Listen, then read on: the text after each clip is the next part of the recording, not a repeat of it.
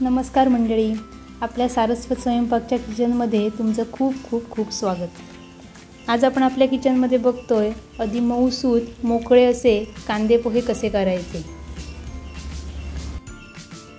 तर आज मी या कांदे पोह्यांच्या साथीला यात वापरलाय टोमॅटो।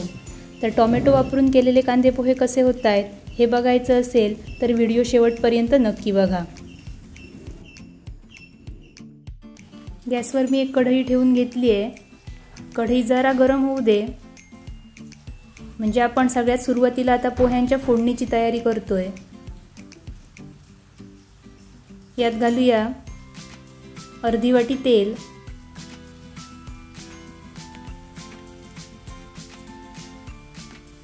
तेल चांगलं गरम होत आलंय। अर्धा चमचा मोहरी घालूया, मोहरी व्यवस्थित तडतडून देत।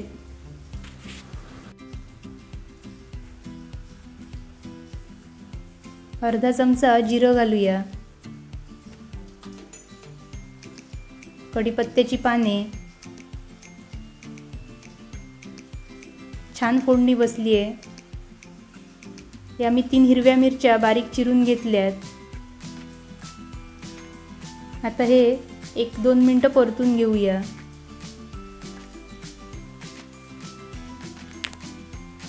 तर आज या कांद्या पोह्यांसाठी मी 2 कांदे उभे चिरून घेतलेत, 1 टोमॅटो घेतलाय बारीक चिरून, 3 हिरव्या मिरच्या घेतल्यात। तर हा उभा चिरलेला कांदा आपण आता यात घालूया।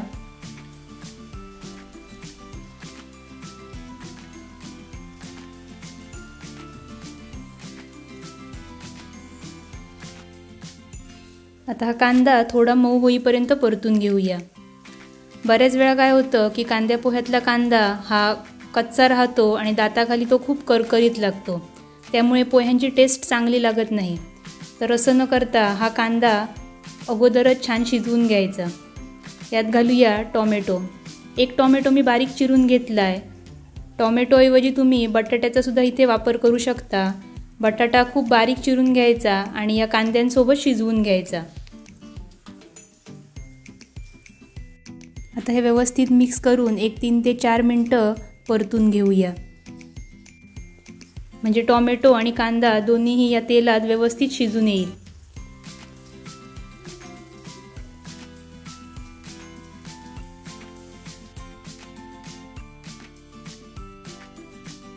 गॅसची फ्लेम अगदी बारीक करून आपण थोडा वेळ हा कांदा आणि टोमॅटो शिजवून घेऊया। तर इथे मी 2 वाट्या पोहे घेतलेत आणि हे पोहे थोड्याशा कोमट पाण्याने मी धुवून घेतलेत आणि पाणी लगेच काढून टाकलंय, नाहीतर पोह्यांचा लगदा कसा होतो तर ते होऊ न देता आपण हे पोहे अगदी मोकळे करून घेतलेत। आता ह्या पोह्यातच मी घातलंय चवीनुसार मीठ, पाव चमचा हळद आणि पाव चमचा साखर। आता हे छान मिक्स करून घेऊया। तर पोह्यांना मीठ, साखर आणि हळद छान लागलेली दिसते बघा। बघूया आपला टोमॅटो आणि कांदा शिजलाय का। तर छान शिजलेत बघा।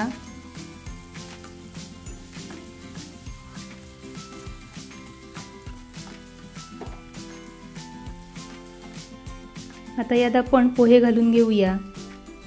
जर कांदा शिजवतानाच त्यात मीठ घातलं तर काय होतं, त्या कांद्यालाच सगळं मीठ ओढलं जातं आणि पोह्यांना सगळीकडे मीठ लागलं जात नाही।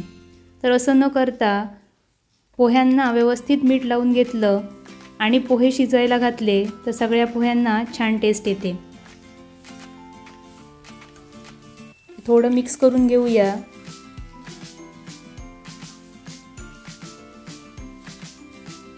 यात पाहिजे तर तुम्ही शेंगदाण्यांचा सुद्धा वापर करू शकता।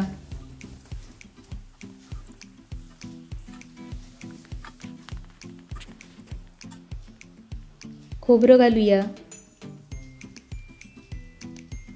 आणि त्यावर घालूया थोडीशी कोथिंबीर।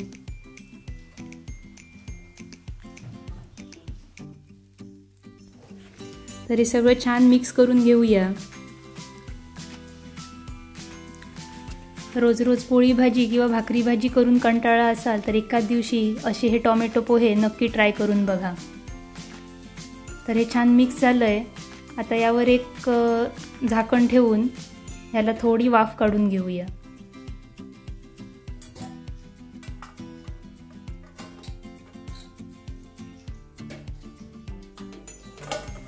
बघूया वाफ आली आहे का।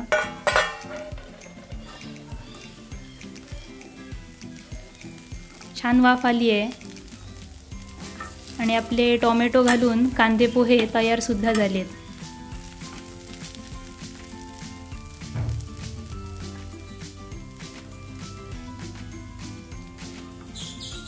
पोहे सर्व करताना वर थोडंसं खोबरं नक्की घाला आणि तुमच्या आवडीनुसार शेव घातलात तरी चालेल।